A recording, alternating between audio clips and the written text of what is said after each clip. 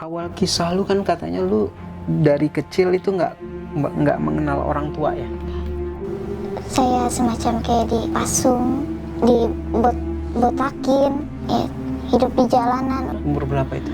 14-an, 15 tahun, punya anak 15 tahun. Udah nggak di rumah lagi tinggal? Udah enggak, udah lebih baik, udah hidup di jalanan, jauh dari keluarga, kayak di pinggir-pinggir jalan, karena lebih tenang di jalan gitu dibanding di rumah sendiri.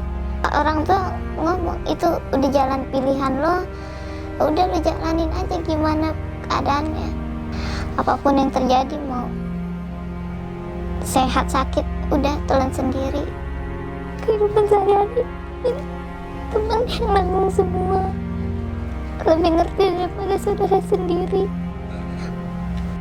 Pengen jadi ibu sekaligus ayah yang benar-benar kuat hadapin semuanya, biar anak jangan sampai merasakan pahitnya kehidupan yang pernah orang tuanya jalanin.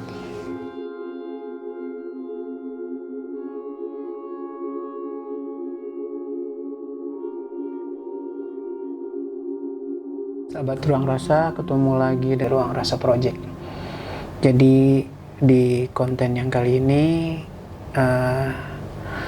gue akan membahas seorang anak jalanan. Lebih tepatnya mungkin memilih untuk hidup di jalan karena merasa lebih nyaman dan lebih aman bagi dia. Kalau boleh tahu, umur lu sekarang berapa? Sekitar 22. Awal kisah lu kan katanya lu dari kecil itu nggak mengenal orang tua ya? Gue ini sebenarnya anak siapa, tapi akhirnya lulus SD, baru di situ kenal orang tua. Mereka bilang katanya emang dititipin di saudara karena biar saya bisa sekolah tinggi, istilahnya pengen saya jauh lebih baik, angkat nama keluarga. Jadi setelah itu lu tinggal sama orang tua? Sama orang tua kandung. Sekolah, tapi akhirnya putus sekolah sampai satu SMP. SMP kelas 1 udah berhenti sekolah? Udah berhenti sekolah. Nah, terus selanjutnya? Terus akhirnya pulang, di situ belum bisa nerima kenyataan kalau saya anak dari si orang tua ini. Akhirnya saya itu masih pulang pergi ke orang tua angkat saya. Akhirnya keluarga kandung mulai jengah. Mungkin karena aku belum pernah ngerasain istilah kasih sayang dari keluarga, dikasihlah istilah kasih sayang. Nah, tapi di sisi lain ada yang iri kalau orang tua laki-laki saya itu kayak misalnya perhatiannya lebih kepada lu gitu, iya. karena baru datang ini. Orang tua jadi berantem atau gimana? Jadi berantem terus. Nyokap bokap? Iya, kakak semua jadi berantem. Di situ akhirnya orang tua perempuan lebih memilih saya semacam kayak dipasung. Hah? Dipasung? Tapi dengan satu kaki, semacam diikat gitu. Tapi di dalam rumah. Berapa lama itu? Itu jadi ada sebulan. Apa aku berdoa kalau emang aku salah, aku nggak bakal bisa lepas. Tapi kalau emang aku benar, tolong lepasin. Itu emang ikatannya juga ikatannya itu kenceng banget. Tapi nggak tahu kenapa itu bisa lolos di kaki. Akhirnya pergi itu di kota orang, di luar kota itu ada 2 bulan lebih. Akhirnya dari mulut ke mulut tahu, akhirnya dibawa pulang lagi, diperlakukan kayak kemarin, ikut dibotakin Supaya lu nggak keluar lagi maksudnya? Tapi maksud saya tuh, saya kan pengen kayak anak-anak seumuran saya. Nah,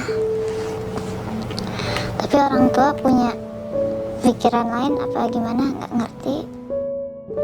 Ya, Maksudnya jadi lu ada masalah sama bokap, Terus adalah hal-hal yang tidak lazim lah ya yang dilakukan sama itu yang membuat lu jadinya berantem sama mama segala macam karena orang tua nggak percaya. iya, Jadi yang mereka tuduhkan adalah lu yang berbuat salah. iya. Tapi akhirnya setelah itu lu akhirnya keluar dari rumah, diusir atau gimana? Akhirnya keluar aja sendiri, keluar ya, hidup di jalanan udah Dari berapa lama udah? dari tahun 2013 apa 2014. Berarti lu masih bocah dong itu. Ini 14-an kali ya. 14. Masih balik-balik lagi ya? Itu udah enggak, itu sampai setahun akhirnya nikah, punya anak. Baru Nikah umur berapa berarti lu? itu umur 15 tahun. Hah? 15 tahun, punya anak 15 tahun. Lalu gimana nikahnya, kan harus ada orang tua segala macam. Iya, akhirnya pulang tapi masih nikah siri. Berarti sampai sekarang nggak ada, bukan nikah resmi. Nggak ada. Oke, sekarang posisinya berarti orang tua masih ada semua. Mama udah Oh, mama udah nggak ada. Udah. ada. Turut berduka ya. Iya, Nah, setelah menikah itu udah nggak di rumah lagi tinggal. udah enggak. Udah lebih baik udah hidup di jalanan, jauh dari keluarga. Jadi kan Udah. sama suami hidup di jalanan. Udah masing-masing gitu di jalan aja, kayak di pinggir-pinggir jalan. Yang penting nggak di rumah, karena lebih tenang di jalan gitu dibanding di rumah sendiri. Terus lu sama suami nggak ngontrak rumah atau apa gimana? Itu ngontrak itu udah hamil 8 bulan. Jadi sebelum habis merit masih tinggal di jalanan. Iya, Setelah itu nyari duitnya gimana jadinya? ya saya juga. Oh, berdua bareng. Enggak, sendiri-sendiri. Karena dia masih ke teman-temannya juga. Saya jadi lagi keadaan hamil, udah nyari uang buat makan sendiri. Nyari uangnya gimana? Ngamen, di angkot-angkot naik turun bis. Lagi hamil pun masih. Iya. Gimana lagi, pulang ke orang tua kan nggak mungkin. Orang tua juga kayak begitu, keluarga juga saya udah pada ngejauh. Oke. Itu lu pernikahan lu berapa lama? 3 tahun. Karena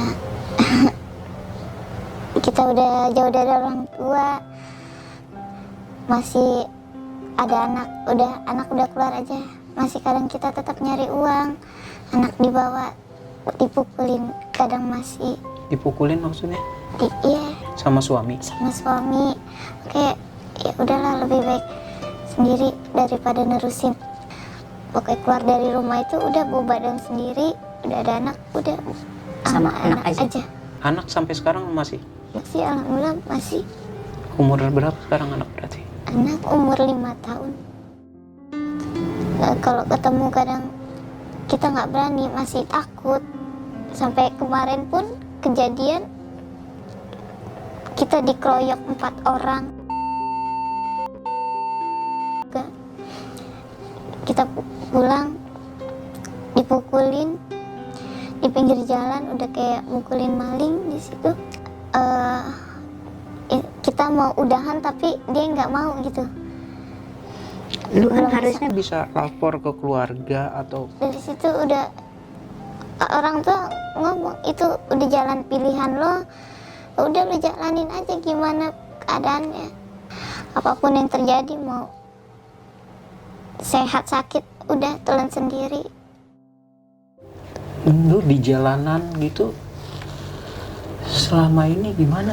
Iya, nyari uang emang di jalan, sampai niatnya pengen kerja dunia malam buat ngidupin anak. Tapi temen yang selalu support, jadi bahwa aku tuh nggak boleh kerja dunia malam, udah ikut dia kerja di mana? dia nggak kerja, suaminya yang kerja. Suaminya nggak keberatan, teman? Alhamdulillah lebih ngerti daripada saudara sendiri. Kehidupan sehari-hari ini teman yang nanggung semua. Udah berapa lama? Dari semenjak kita cerai itu emang udah sama teman sampai sekarang.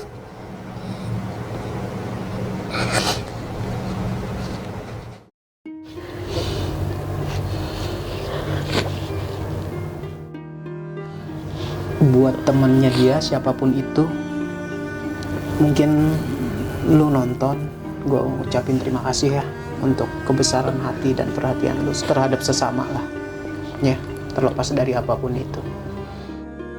Setelah kejadian-kejadian ini kan banyak banget nih pembelajaran lu tentang seperti apa itu keluarga, apa yang lu rasakan tentang sebuah keluarga, pengalaman buruk lu tentang keluarga, tentang suami dan lain-lain gitu lah.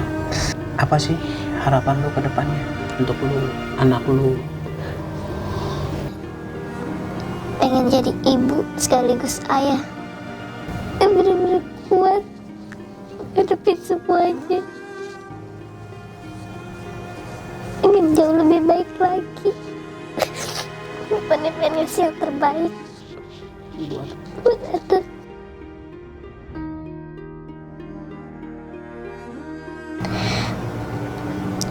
Biar anak jangan sampai merasakan pahitnya kehidupan yang pernah orang tuanya jalanin. Apa ya, gue sampai nggak tahu harus seperti apa saat ini, gue bilang, karena kehidupan dia jauh dari gambaran gue.